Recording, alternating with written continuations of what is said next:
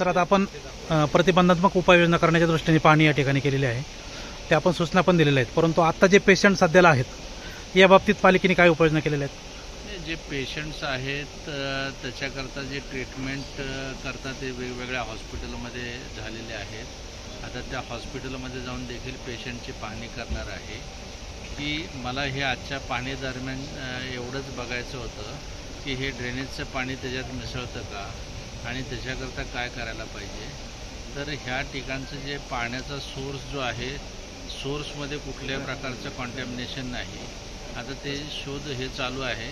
त्याच्यामुळे आता preventive major म्हणून आता हॉस्पिटलला मी जातो. दुसरी गोष्ट सर अशी की बरेच पेशंट जे सर्वसामान्य घरातले आहेत, उपचारांचा खर्च याचा खूप मोठा आहे. तर पालिकेने असं काही धोरण आखलं आहे का की उपचारांचा खर्च देण्याबाबत काय केलं आहे? महापालिकेच्या हॉस्पिटलमध्ये किंवा जे काही शासकीय हॉस्पिटलमध्ये जे आहे तिथे तर फ्री मोफत सुविधा आहे त्यांना.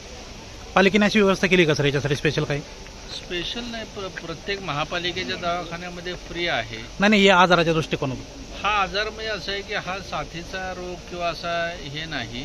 हे जे आहे की डायरिया, डिसेंट्री, डिहायड्रेशन, पाण्यापासून उद्भवणारे जे काही रोग आहेत, त्याचबरोबर खाद्यपदार्थातून होणार आहेत. तर त्याच्यामुळे ते जे रुटीन ट्रीटमेंट आहे तीच ट्रीटमेंट आहे.